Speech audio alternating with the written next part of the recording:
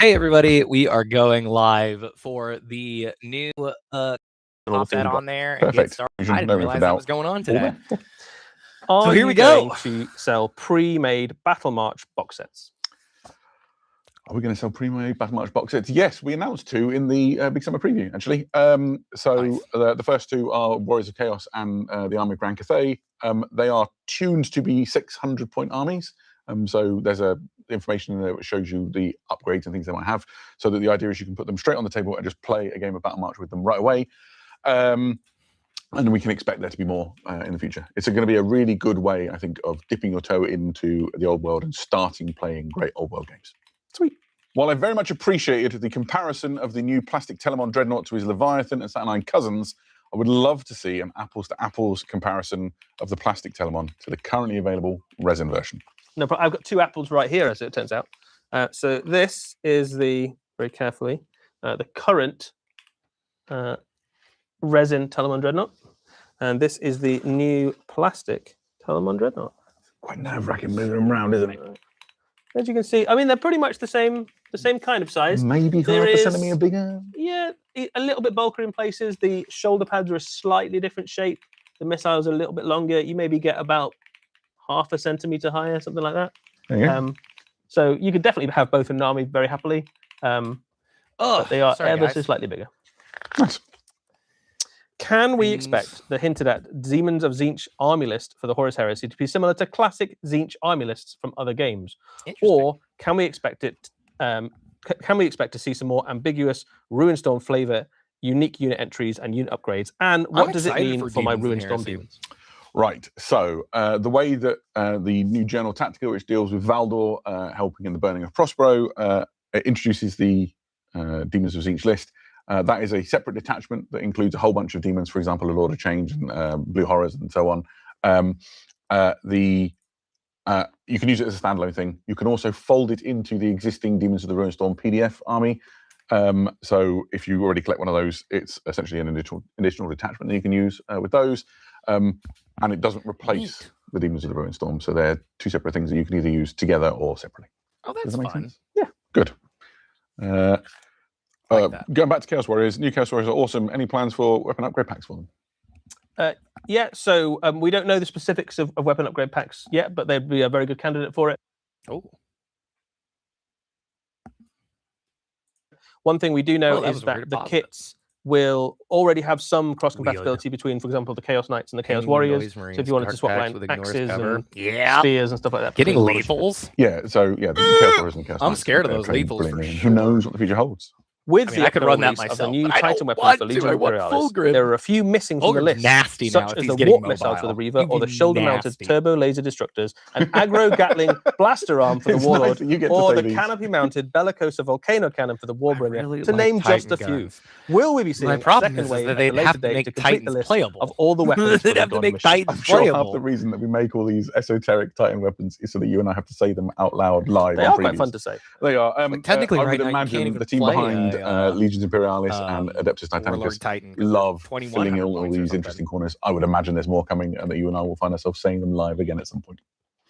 Good question. Somebody in the chat said, in the new box, the same as the existing games, or are they no, variations? if anything, so the new Necromunda core set has an Escher gang and a Goliath gang. They are brand new kits, so they are effectively an expansion of the current gangs. You can add them onto the current gangs. The current gangs don't go away, but they give you a whole new range of characters, basically, and units you can add in. Yeah. Perfect supplement to existing gangs if you're already a Necromunda collector. By the way, did they advertise this? Did they advertise this for Necromunda? I feel like they just literally said, "Hey, we're going to do in the new edition." Specifically, the Gangs of the Underhive and Gangs of the Outland book. I'm glad you asked. More Ultra means I've prepared an answer. It involves folding out. Yeah, I don't blame you. I don't blame you. Brace yourselves. I actually started looking into Trench Crusade the day that released. Escher, Goliath, because I've been reading the core rules for Trench Crusade. It looks fun. Palonite Enforcers, Venator gangs, Corpse Grinder Cults, Palonite Justicar Delegations, Hive Scum, then the Lucifer Excavation, character as a Automata, the Jotun Servitor Ogrin, the Rogue Doc, Ammojack, Dome Runner, Slopper, Hive Watcher, Clan Rat, Miliosaur, and Ripperjack. Outlands includes Outcasts, Free Ogrins, Genestealer Cults, Chaos Helots, the Malstrain, Spire Hunters, Ironhead Squats, Ashface Nomads, Hive Scum, Cal Jericho, and his little friend Scabs, Ozostium Aranthus, Carotid Servitor, Lady Hera, Hermiatus, Luther Pattern Excavation Automata, Jotun, there's a lot. Jotun, Servitor, Ogrin, Rogue, Doc, Ammojack, Dome Runner, Slopper, Hive Watcher, Giant Rat, Miliasaur, Ripperjack, Guildridge Hauler, and the gangs have their respective vehicles. Of this because I don't know how to. I don't know how to do this on Instagram. Who the hell is that strapping young Goliath model we've seen in the images? Not included in the star box? Question mark? Question mark? Question mark? Yeah, we got a few questions about this. There is an as yet unannounced, unreleased Goliath model in a few of the pictures. An unreleased Goliath model. More info coming soon. Maybe there's more. Maybe he's not alone. Chapter. Very cool, James. I got a few more quick fire Necromunda questions for you. Some of them you've already hinted at the answers for. Are Necromunda gang vehicles being retired? All right, no, Necromunda. No, the rules for those. I hope no gang vehicles. Are the Corpse Grinders, Enforcers, Chaos, and Genestealer gangs being retired? Very goofy when they're like, no, the Ultramarines are in charge. Sweet. And there's also the least amount of a lot of the deeper rules and campaign rules are being removed from this edition of Necromunda to make it more like a kill team game. Is this true? But it is lore confirmed that now Abaddon whooped his butt so hard that he had to get another dude. There's a lot to say about a retired things professor. That are changing. We talked a bit about those gang books for a start. The gang books are designed to exist for the entire lifespan of this edition of Necromunda. So a few people have wondered, will these be replaced? The answer is no. They'll be the bedrock upon which Necromunda journals that would follow will My question add is, new lore. Are they going to bring back the Fulgrim clone? And the only gang which is essentially disappearing for a while is the Badlands Enforcers gang. Also, they mentioned earlier before I jumped on that will Warhammer Academy the update is potentially going to show up on July 22nd. Yes, it will. It will be supported in English, French, German, Italian, Spanish, Chinese, Japanese, and Korean. Yes. We'll see. I think that's correct. Yeah, I think it's 8. English, French, Italian, German, Spanish, Chinese, Japanese, Korean. Yes. More people getting to play Warhammer. I love it. Okay.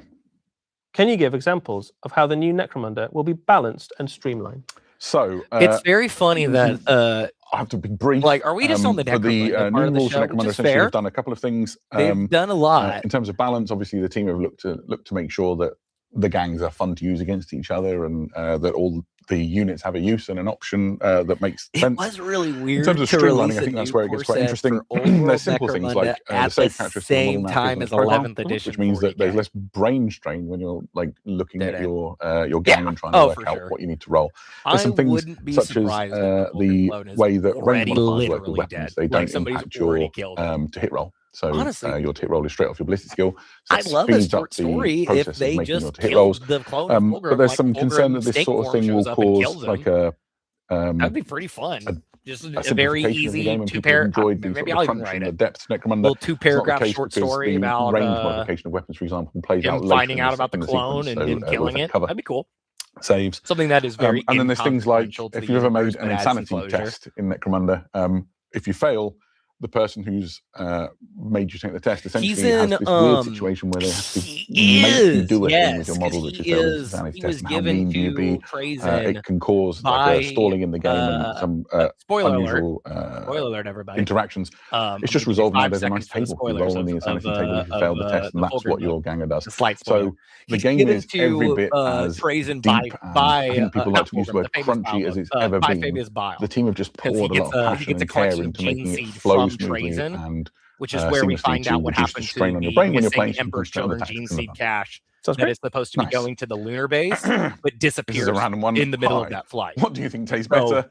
Fabius trades the clone for that. I mean, asking the big questions here. I think the real answer is don't drink your paint. That is definitely the answer. The answer the worst paint I've accidentally had in my mouth is undoubtedly Typhus Corrosion. Actually, to be honest, don't do it. Recipe, I don't like it at all.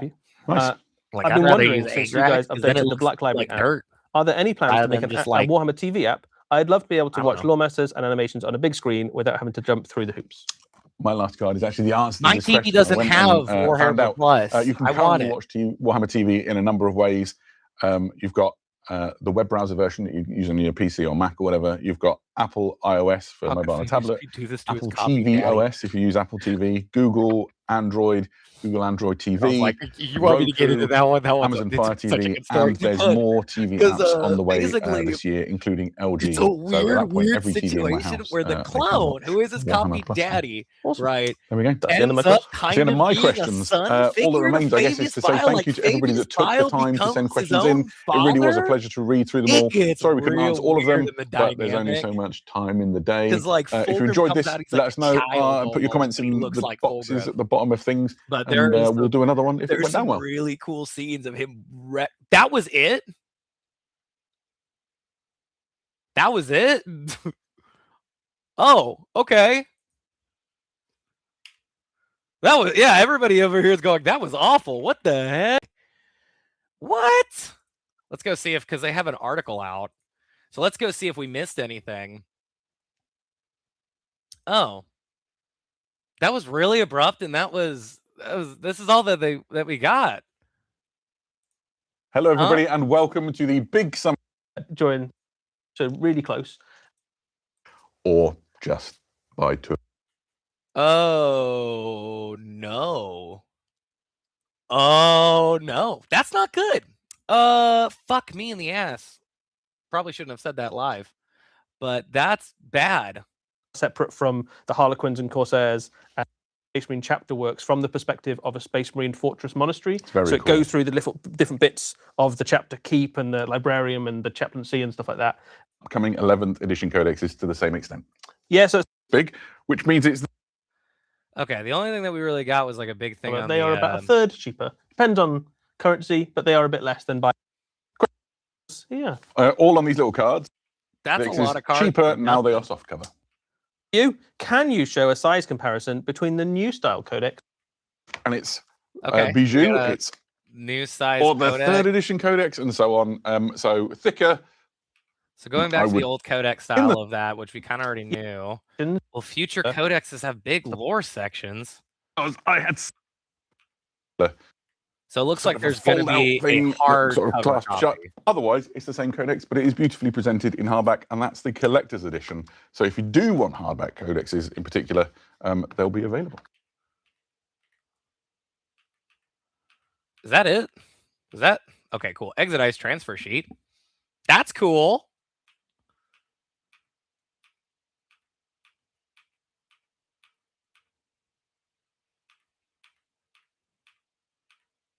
Oh, clarification of the healing keyword. Healing mechanic or character, for example, Necron Overlord dies, can he be reanimated? Yeah, so we got loads of questions about this. Wasn't specifically a question from the preview, but since we got asked it so much, we thought we would address it. This is a topic that gets specifically addressed in the upcoming update, which is coming out in like about 10 days' time, so really close. And yeah, but not close the enough. Specifics of healing and specifically characters and healing gets addressed and hopefully sorted out to everyone's satisfaction. Great. Huh? What? Yeah, I completely agree. If the codex was just a code for the app and you got all the data sheets on the app and then just a book of lore, because the only thing to me that is good about the actual like book, right, is that if I want to go back and play 10th edition data sheets and play 10th edition rules and do all of that, I can without them taking it away from me, right? Because that's a big problem with video games right now, right? Is the Save Games bill got killed in the California Senate. I don't know if it was the Senate or not exactly, but the bill got shut down. Basically, it failed to get the traction it needed because basically they said, well, you need it's clarified to satisfaction exactly. But even then, they were like, no, we're not going to protect games that needed servers and you paid $100 for them, and Ubisoft can shut them off, right? Like Anthem happened.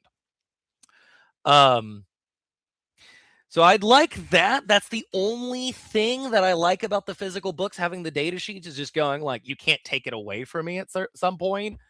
But also, like, paying $60 for that isn't great. They did say it's going to be cheaper. They weren't really super great about, yeah, that was really weird. I didn't like this. So it looks like we also came in late to this one. But in all honesty, yeah, so there's some stuff about boys, which could be useful, but like My other question is, did they advertise this Q&A anywhere before? Like, I'm going to check my Instagram. Did they advertise that at all before? Did they advertise that at all before they posted anything about that? Like, I did not see anything because I just took my car in to go get some work done on it. And like, yeah, 35 minutes ago, 5 minutes before they dropped this Q&A is when they decided they were going to advertise it, which makes sense because it was not great. But like, even I wasn't able to jump on to see any of the 40K stuff. But yeah, I agree. Healing clarification is clarified to satisfaction. They're literally looking at us and going, it's coming out in 10 days, guys. That's not that big of a deal. When it's like, guys, this game has broken problems, right? Like one of my close guard friends who's not in the chat right now, my other close guard friend is in the chat. But the dude that lives in the apartment complex with me has also been talking to me about guard, and there's been some major problems with guard to the point where the whole Art of War thing blew up, and they're putting out on illegal lists, and we need clarification. This is the biggest launch that they have for this game for 40K, and you're telling me that they think that 10 days is good enough? Like, we all saw the rules that showed up at Tacoma. I was honestly thinking that this was going to be them saying like, hey, we dropped the rules because we all saw that you saw the Tacoma stuff. And like, that's pretty much what's going to happen. Right. Like, they even put this FAQ out where they're like, hey, right, there's some small changes. You know, like even here, right, they talk about like the FAQ that they're going to do. Yeah, I tried making a guard list myself. Yes, it's pretty rough. I will say the biggest problem to me is that like as much as I understand that they needed to kneecap the amount of models that you could bring for the actual infantry because it was breaking the game, right? I understand that. That makes sense. But it also doesn't make sense to hit it at the, like, literally, like you said, hit it at the knees, really. They didn't go in and fix that problem specifically. They went in and they said, hey, we're just going to make infantry 75 points. And you're like, huh? 145 for 20? Okay, that's a lot. But at the same time, like, it's a goofy way of doing it because the real problem wasn't, oh, a brick of 20 guardsmen and tanks. It was, hey, we've made it so that you can put as many guardsmen as you can that breaks the game. And you could have very easily just said, you can't have that many guard models. Like if the number to break the game is 230 guard models of the infantry, you say you can only bring 225 and that's your limit. Like, that's where I look at this and I go, that doesn't seem, it feels very like, GW might not like me, but that's fine. I understand. I mean, like it feels like a lot of this stuff, they are not taking the time to play a lot of it when it comes to it. It's kind of like how Art of War was saying that they were using guard versus guard data, which is not, personally, not good enough data for me. That's silly. It's like if I play EC versus EC, right? Like, I can make it work because I know, like, that's silly. That's a silly way of playing it, right? I also do think that, like, I'll be completely honest as well. I've kind of talked about this a little bit. Oh my God, there's a hair on my tongue. There we go. We got it. I don't like this tournament data. Personally, I don't think anybody should be looking at this tournament data right now and thinking about it being accurate, because everything is up and down and crazy and sideways and everything is different. It feels like every single little thing I look at, right? They're like Emperor's Children right now is an A tier. I think that's a good spot for them. They're very good. They work with a lot of the addition rules. I think that works great. They're an A tier good. They got bumped up. But then you're telling me that World Eaters, right, is getting results where they're not doing super well. And it's like, but that doesn't make a lot of sense for what they can do, right? And is it the fact that there are people who are new, right? And there are people who are less experienced and they're learning how to play them. And so it's skewing the win rates at the beginning, right? Who knows? People are moving different armies right now. It's a new edition. So we don't really have the same, like, it's that weird thing of like I went to the Dallas Open, right? And the guy who won, Liam VSL, right? Fantastic player, great guy. Got to meet him. I actually didn't realize it was him when we were playing Space Hulk. I was like, oh, this is the real nice tall guy. Turns out that's the second runner up for the World Championship. That's crazy. Nice guy, really great guy. But like he won the entire Dallas Open with a Drukhari list. Like they weren't at the top of the meta. They weren't like something that was crazy. But he was hanging around Skari, and I wonder if Skari, if they've been working together to try and make those elves work, because they're obviously two of the best minds when it comes to that, right? And so when we get the tournament data, right, like I was looking at, even before 11th edition, I was looking at this Instagram one that just popped up, and they had Emperor's Children at a 58% total win rate, right, or 58%. And they had they had Chaos Space Marines at like it was like a 45 or something like that. And this was with the Triple Defiler list. This was with Packbound Zealots. This was with rerolling hits on Abaddon. And like it was to the point where like I would tell other people about it, and you're like, huh? You're telling me that the Emperor's Children Defiler is doing better than the CSM one? Exactly. You see on pace to double the guard win rate? Maybe, which is weird. That's not how it should be. But like even back then, I went and looked into the data that they were presenting. And yeah, they had a 58% win rate on Coterie of the Conceded. And then if you look at the CSM one, the Packbound Zealots was at a 66% win rate.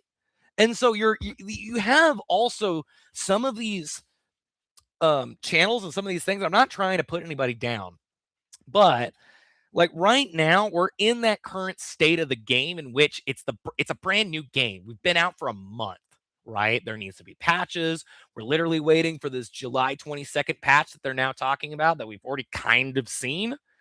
And like we have people who are reporting on this data without dealing with the responsibility of the fact that like you are a journalist when you do that.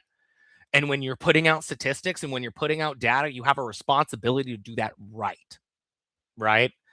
Like I had a situation when I was working in journalism as an investigative reporter in which we had a stats guy who messed up. And guess what? The article, it's gone. It's terrible. Failed. Literally lost a bunch of credibility for the paper because of that. And like we look at Art of War right now. Right? Art of War was on top of the world, and now the Guard subreddit won't use them because people are trying to get content. They're trying to get views right now, and that's understandable. We're all trying to make money doing this. But at the same time, like, this is the time to chill out, play your armies, have fun, understand that things aren't perfect right now, and we don't know how the rules are working, right? Like, they're like, problem with exactly, right? When you get to Space Marines, you're like, yeah, Space Marines are doing well, when it's like, no, it's Ultramarines that are doing well, right? It's not the rest of the generic Space Marines. You're not going to look at a Marines Malevolent player and go, yeah, you're at the top of the leaderboard, buddy. Because like half of the weird, like, I mean, if we go into the Ultramarine needing their Divergent Codex now at this point, like it's a problem. Like the problem is that like I think GW is trying to shift the way that they want to do the game, and we are trying to kind of keep up, right? Because obviously there are some things that are changing, right? I'm guessing that Ultramarines are going to go into their own book if they're going to have this many unique units, characters, right? Especially when you've got an Oath of Moment that has us just straight up +1 to wound. I do keep hearing rumors that Oath of Moment is going away. Take that with a grain of salt, please. I'm not Valrak. I don't know, right? I don't know.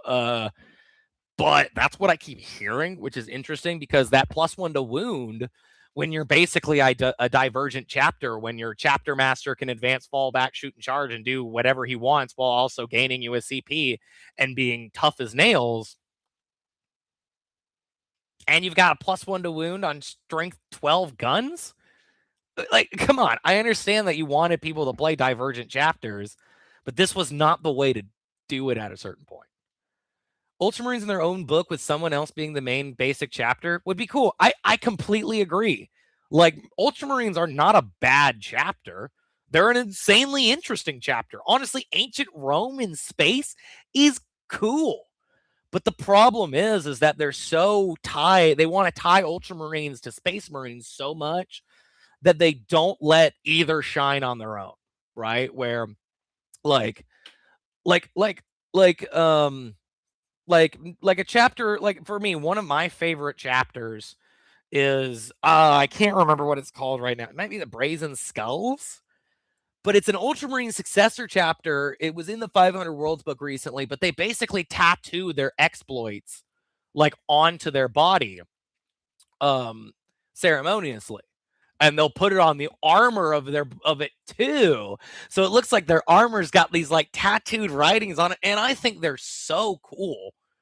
But the problem is that I would probably bring Guilliman and make a version of Guilliman that fit that army, made a version of Calgar that fit that army, named them different things, because when you go into a game, right? Yeah, it's really easy to hate the Ultramarines because of overexposure. It really is. Especially when they do the silly things of like for me, one of the things I hated about this new edition was, okay, Blood Angels are going to be the big pusher for the box art. All right, cool. Lore-wise, we're going to have a ton of Space Marine chapters here. All right, sick. Calgar's in charge. Why? Like, why?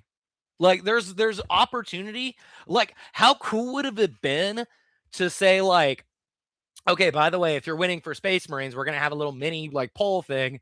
Whoever's playing this, like, sub-faction, right? Instead of just going, hey, you're going to get an Ultramarine, like, an Ultramarine character. They could have done something really neat and going, hey, we're going to see which chapter is, like, actually contributing the most, right? Of, like, whatever people are, like, saying in, right? Of, like, chapters like maybe Salamanders, right? You might have to, unfortunately, like, limit that to very well-known sub-chapters like Crimson Fists, Marines Malevolent, right? Or basically the guys that are there. Yeah, he left Vigilus to go with 500 Worlds, and now he's over here, which I guess he maybe never made it.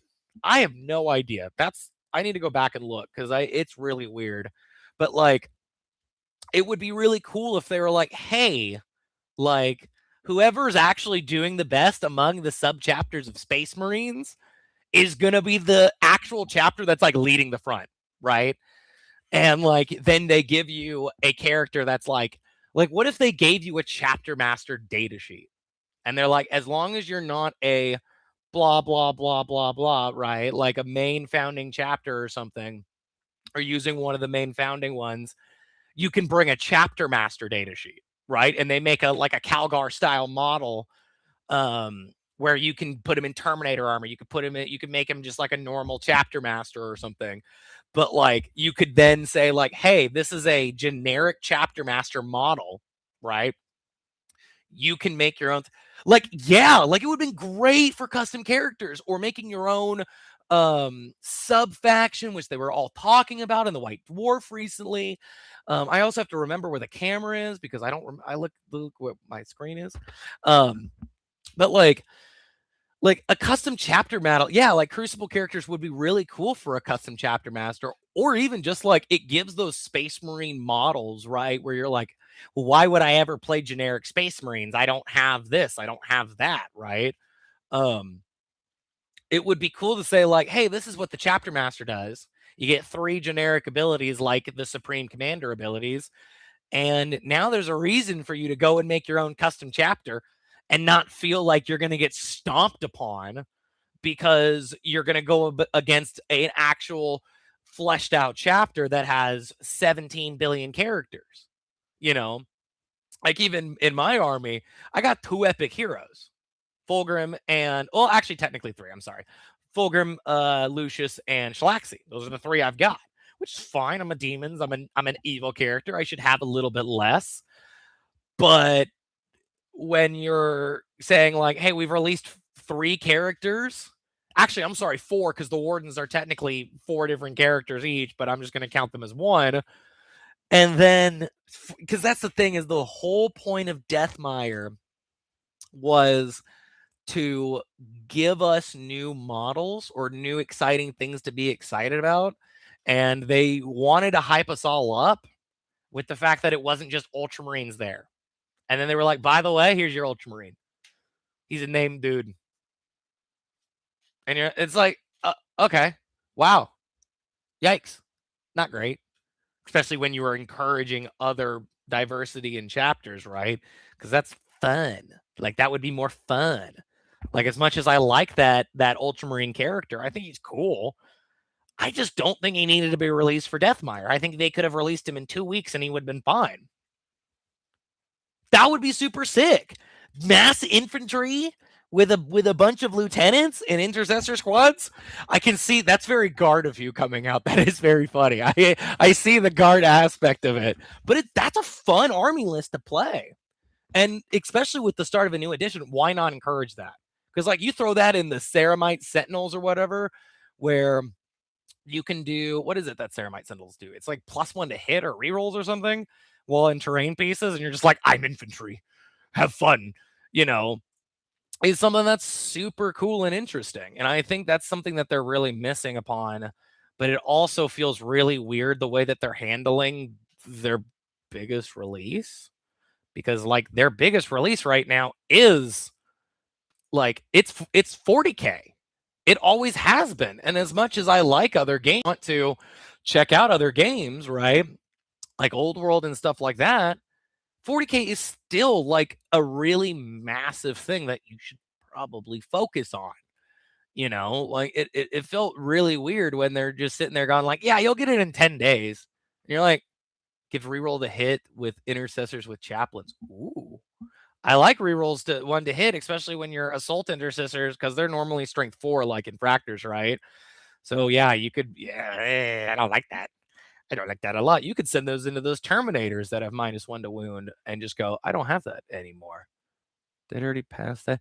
I do find that the tank ace one is very funny. I just, something about B gaming. Yeah. But like, that's the thing is it's like, okay, cool. Yeah. You get to reroll a hit roll of 1 and a wound roll of 1 with the freaking +1 to wound. Oh, that's nasty. And all the things that you can do, performing an action in a turn where you can fall back and shooting and declaring a turn, like that's really nice. But like, it's that weird thing of where like you could have like pushed other stuff further, but also at the same time, there's something that they mentioned in that Q&A that really ticked me the wrong way. I'm gonna be completely honest. Why are you allowing Deathmire to come to a draw? Like the minute that they said, they were like, oh well, potentially if the orcs, you know, do just as well as the Space Marines, we'll call it a draw. I swear to God, you call this a draw, I'm never doing one of these campaigns ever again. Because as of right now, it is just, that's so goofy. That's so goofy. Why would you let it come to a draw? The whole point of this is that they're supposed to fight it out. Like, even if you have to roll off just to see who wins at the end, like, why would you draw? Unless you're going to give bonuses to both, where both of them get a new detachment. Like, why would you make this come to a draw? That's so goofy. That's so silly, right? Like, we want them to do things with the lore.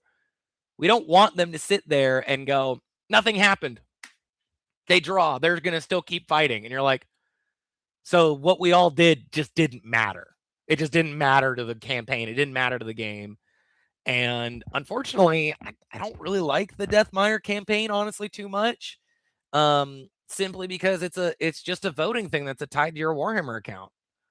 There's nothing that forces you to say, like, I actually played a game. Here's my score, right?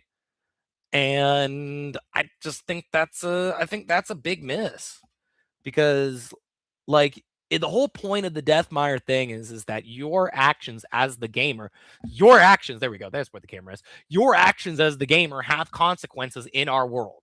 We want you to know you're important and you're a part of it. And basically what they've told us is, it could come to a draw and nothing would have mattered. And it's like, when you set that up, it just kind of sucks, because it's like, if there's no consequences, then why am I doing this? It doesn't affect me at all. I don't play Space Marines that much, and if I do, I play Space Wolves. So it's like, I could be interested in playing Orcs, but at this point, like, I can't tell whether there's actual wins going on for the Space Marines and they're actually getting the wins that they should be, or if people are just voting for Space Marines because they like Space Marines. We don't know. And to me, that's just very disappointing, in all honesty. Well, unfortunately, I feel bad that this stream was a little disappointing on the fact that that was a very disappointing Q&A. I really did there wasn't really much that just ended up being important from that. If it's a draw, they should make it. Yeah, exactly. Like, they should just say, okay, Space Marines won. Like, you won the first 2 rounds, and then you're gonna make it a draw. Like, yeah, they're already gonna win. We know they're gonna win, especially if people are just voting for them. Like for me, like, I played the box against my partner, right?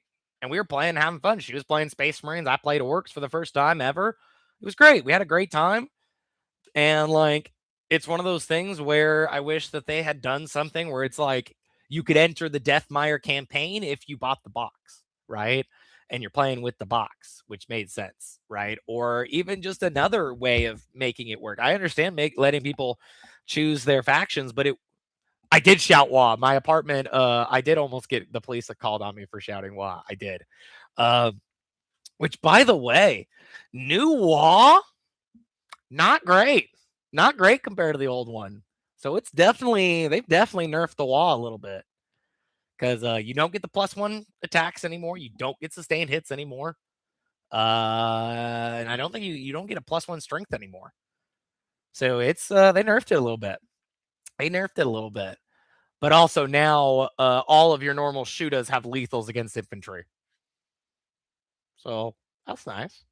But yes, it was very fun. I loved playing Orcs. I had a great time playing Orcs. Orcs are fantastic. If you haven't played Orcs and you like Melee, go play Orcs. They're super fun. They're really good right now, and they're super fun. Oh my god, it was great. But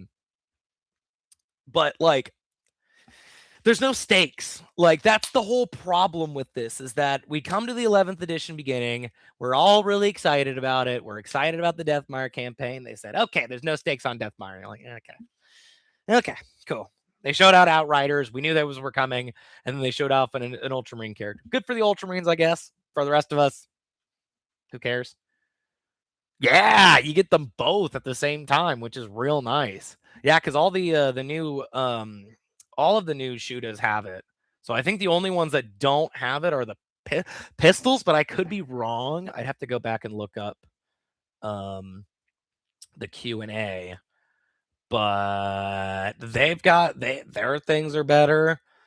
I mean, my biggest question is, okay, if the update, right, that we're gonna get is on the 22nd and the Orc Codex is the first one, when is the Orc Codex gonna drop? Is it gonna drop in August? Because we need to get these codex rolling out. We need to know how good these shooters are gonna be, right? We need to get this stuff rolling out, because like, this weird slow burn for 11th edition feels really weird and bad, because like my guard players here, right? My boys, like, I hate dealing with guard. Guard kills me very well, but I also don't want guard to just flop over and die because of points. I want to figure out how to beat y'all, you know? Like, that's my biggest issue with a lot of the like stuff with all of this, is it feels like a lot of.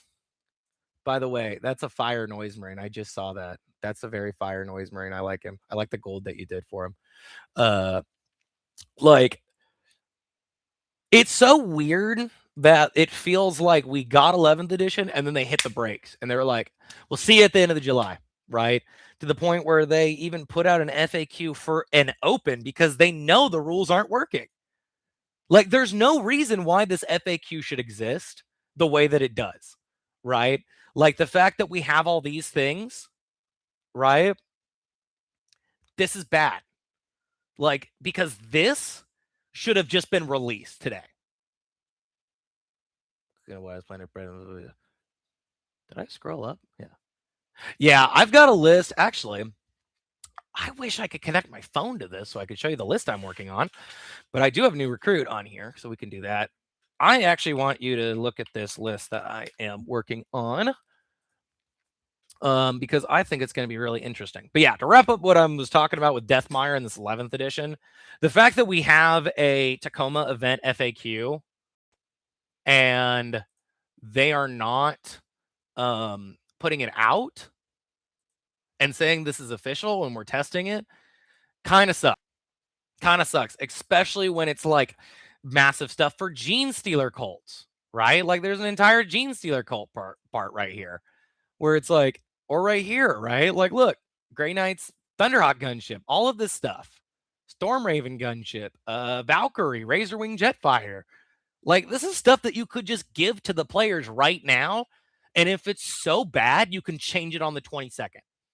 Like, you know what I mean? That over here, right? Gaining mobile. The only one that's weird is Fulgrim.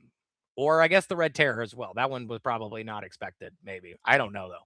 But, like, there's no reason why this couldn't have come out today and been out and like could have even said, hey, on the 22nd, we're going to make it permanent. If there's anything that we don't think is working, we're going to change it on the 22nd. Because now we already know what they're going to change. Yeah, that's true. But like, even so, you as the player deserve this information at this point. Like, you deserve this information. Right? They're asking us for $300 for a box, right? And they're saying that we have the update. It's just only for the people in Washington today. That's not good. That's really weird because they not only put this, like, if I was them, right? And actually, the way that I thought this actually happened, right? I thought that there was a person at the tournament who got this FAQ and put it on Reddit, right? And then this was something where they were like, yeah, we're just handing this out of the event because this is potentially what's going to happen in 10 days. But you guys aren't going to be playing in 10 days. The fact that they straight up put this out as an article and said, by the way, it's not for the rest of y'all. It's only for the guys at Tacoma is ridiculous. This is ridiculous. This is an update that you could have done and you could have rolled it back if it wasn't working. Like, because that's, I mean, basically, like, that's what we're all going to do. We're all just going to play this until they come out with the stuff on the 22nd. And then it'll all be permanent. But, like, why wouldn't you play this right now? You know, I mean, the generating command points, we already do that. We assumed it was always going to be the same thing, right? We always assumed if they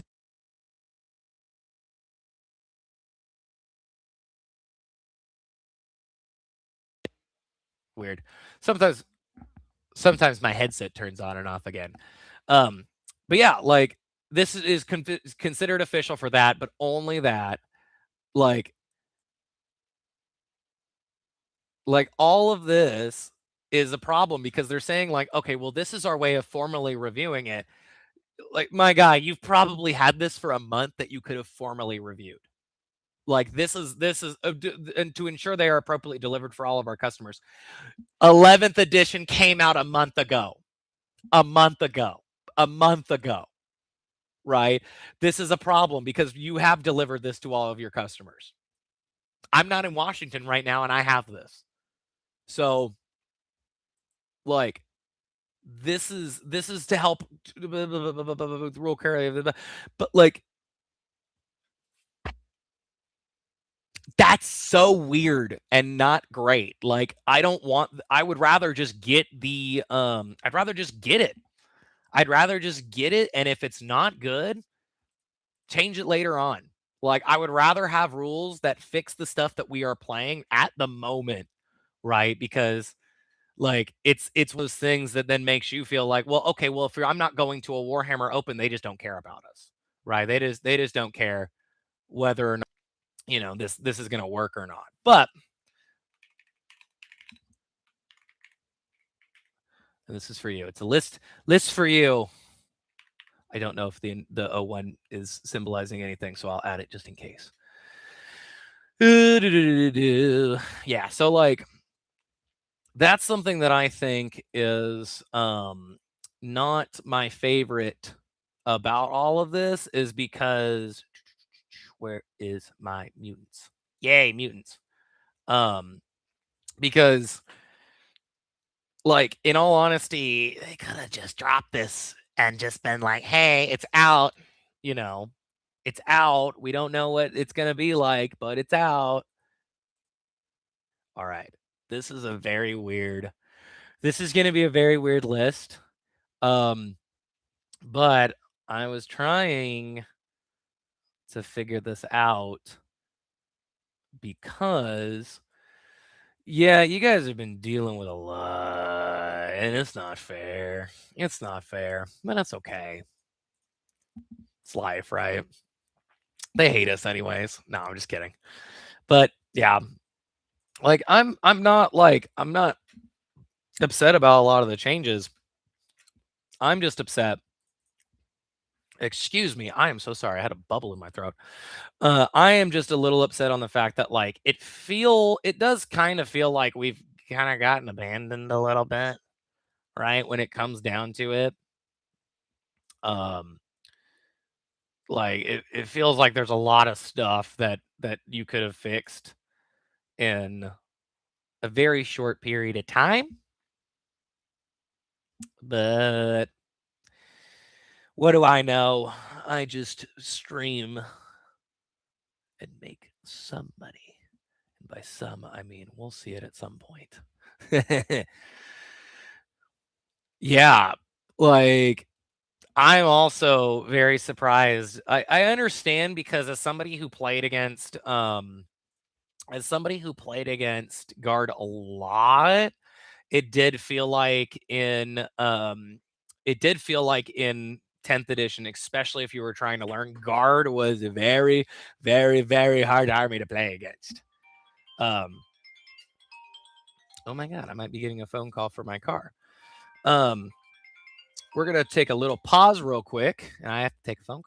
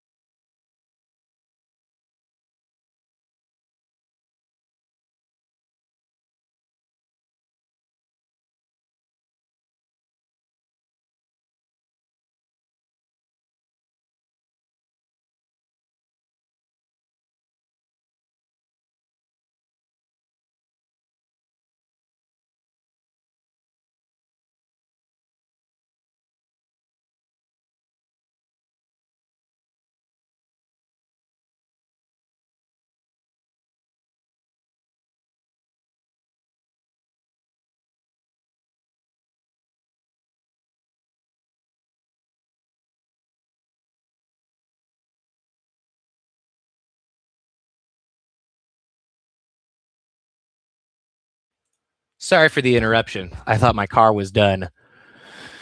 But yeah, much more quantity over quality. Yeah, like, and the problem is that where I'm seeing is like 3 Rogaldorns could do some stuff. And this is the nice thing, is like, this is the basic one. I would probably throw in some more Ogrins. We're already at 1,300 points, which is the hard part.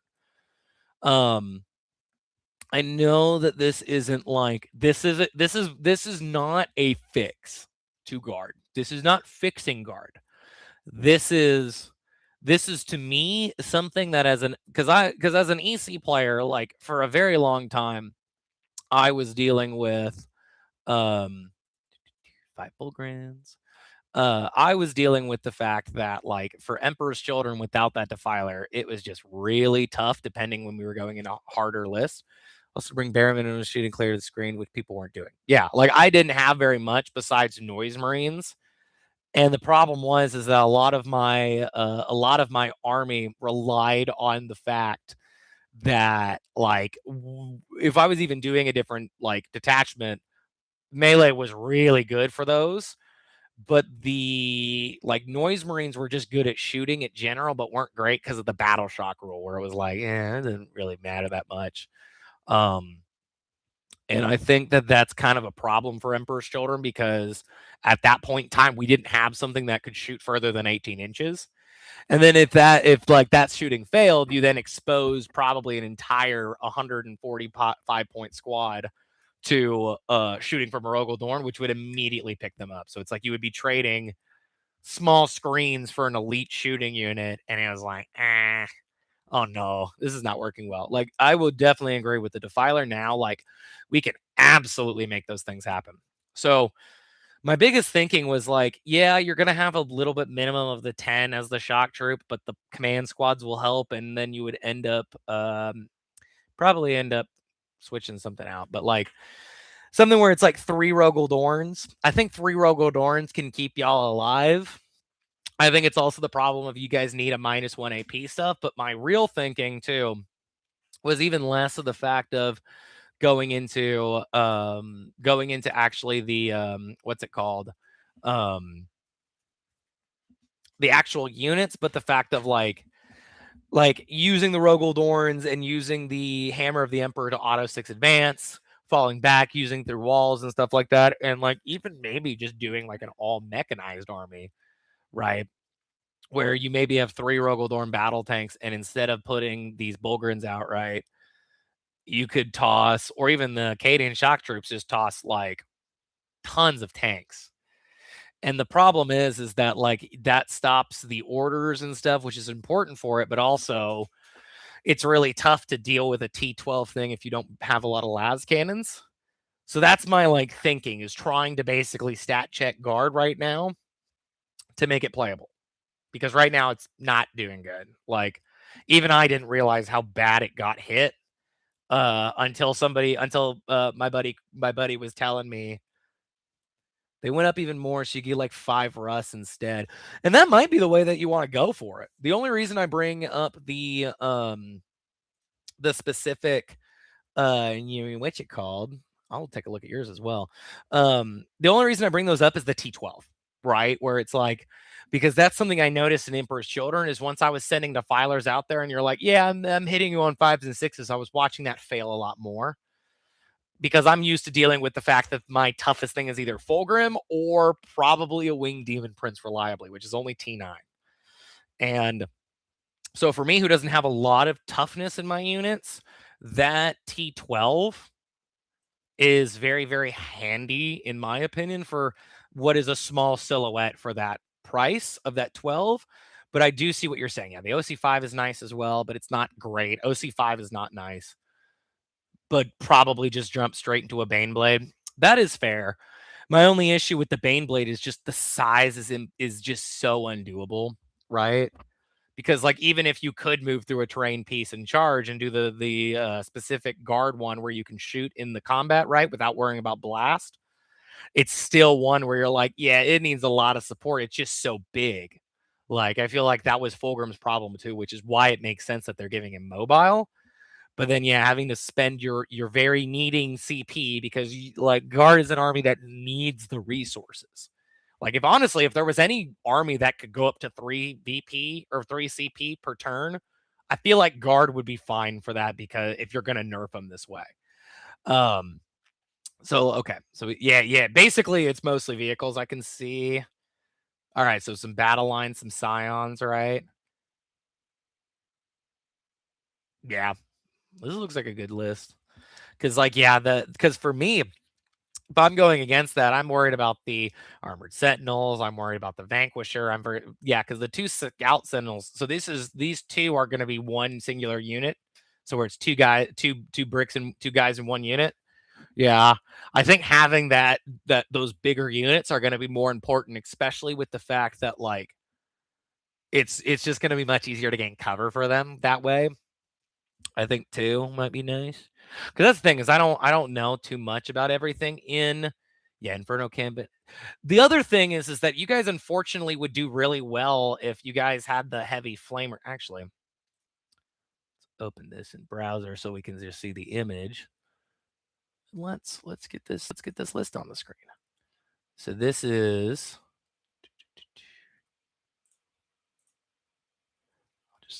and these that I'm putting onto my screen that you can see, these are only being on screenshot, so don't worry. The Discord is not being shown at all. So if you were worried about that, don't worry. Privacy is important. So like, and I'm guessing that, yeah. So Gaunt's is your only epic hero. Yeah. With the Leman Russ, that's the thing, is I agree with you, where it's like the Leman Russes, even at T10, those are really nice to have that toughness and then be able to command stuff. Ooh, heavy flame response it's very tempting. I think my problem with heavy flamers right now is the fact that heavy flamers are not great, right? Gone is uppy downy. That makes sense. That's why I tossed Calidus and Assassin into my Space Wolves list for the uppy downy.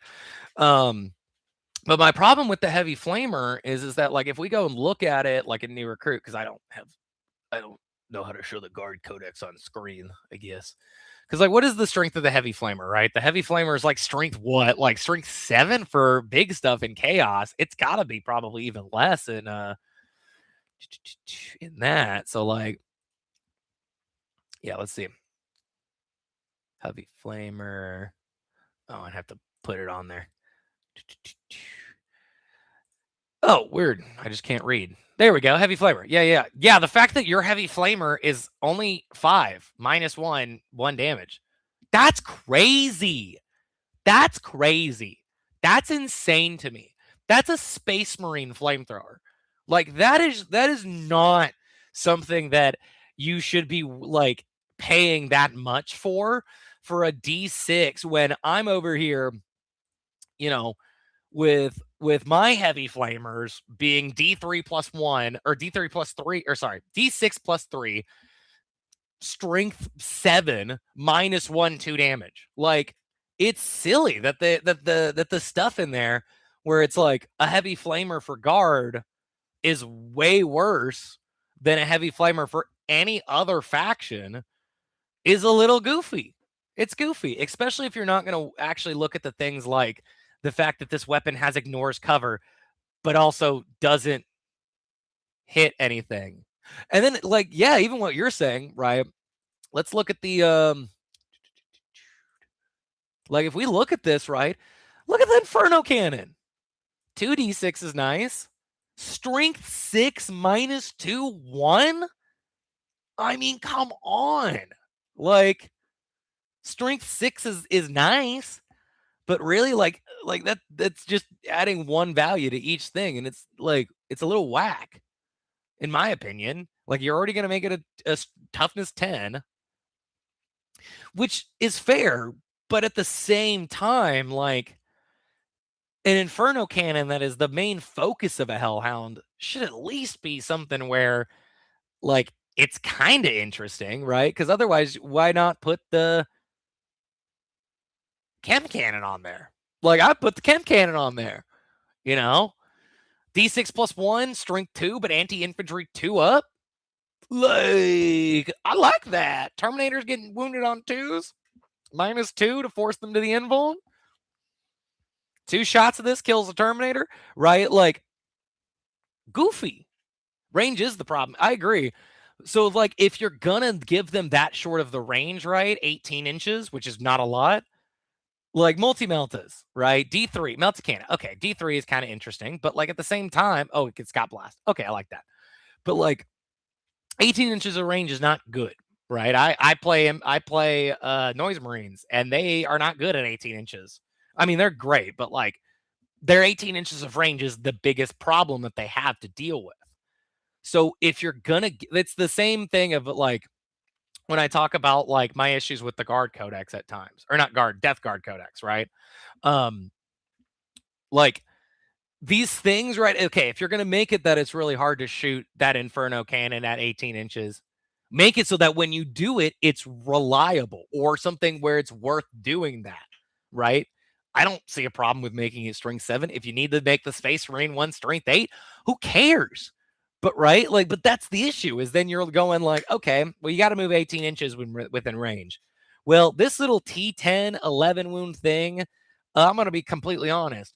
You give me the opportunity to shoot at that because you shot at a little Tormentor squad, I'm going to kill that. Like, if I bring Flawless Blades, I'm going to kill this thing at 11 wounds. That's not the wounds. This is the wounds. Like, 11 wounds with a 2-up save. Like, my Flawless Blades could make that a 5-up easy.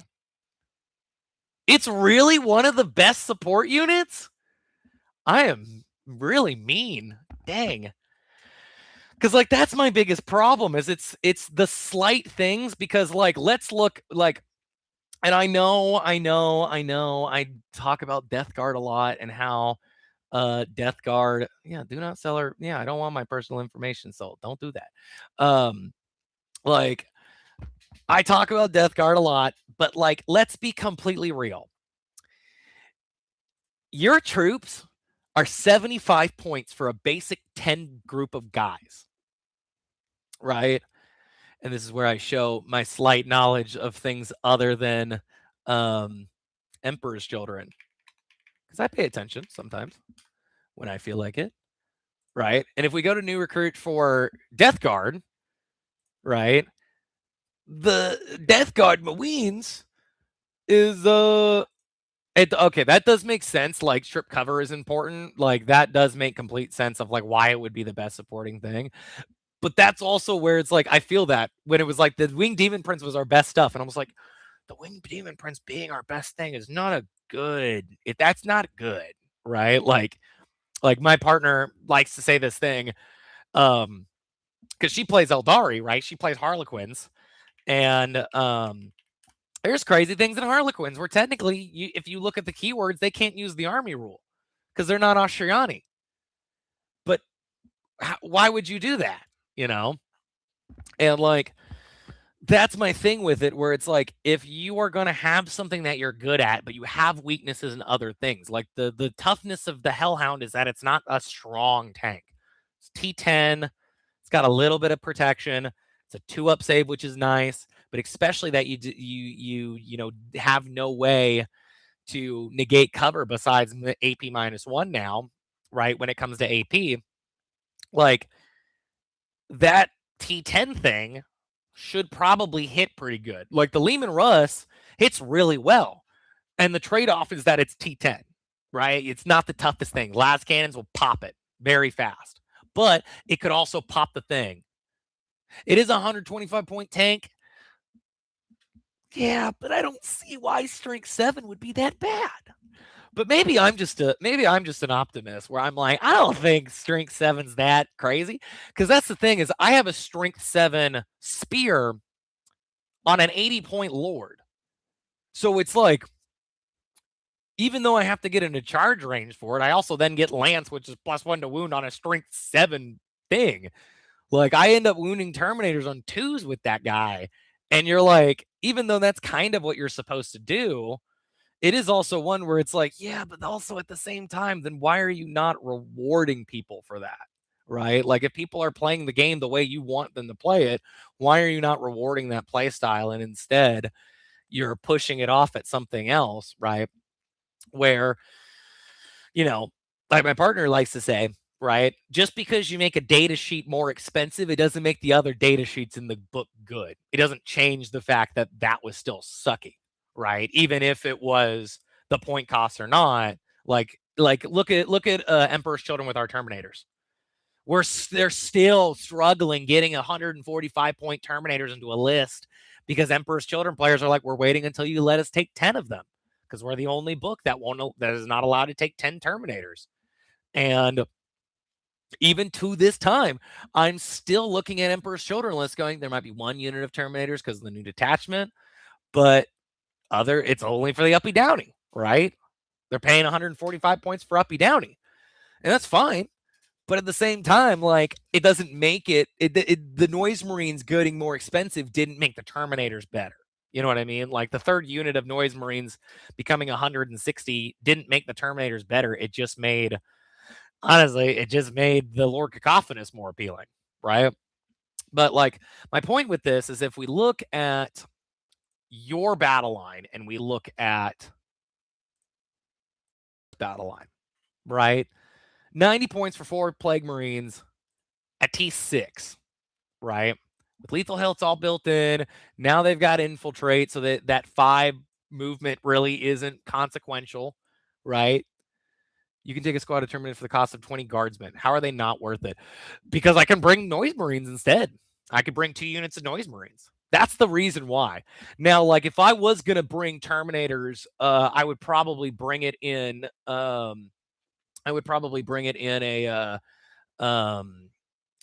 a demons list, right?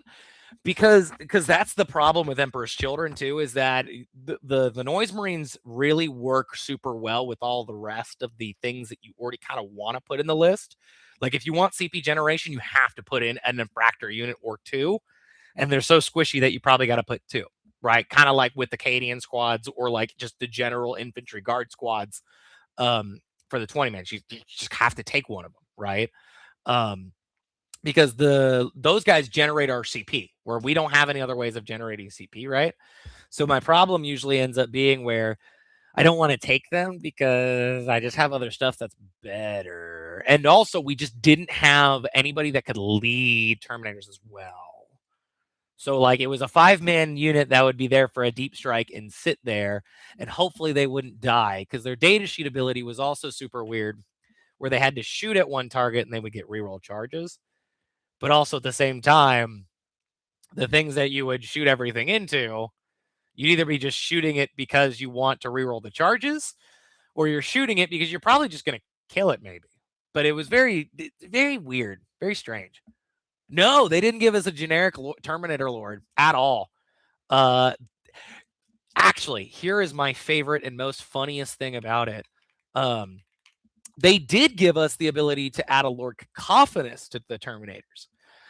But then if you looked at the enhancements that they put in the book, there was only one singular Terminator, like, guy that could go in it.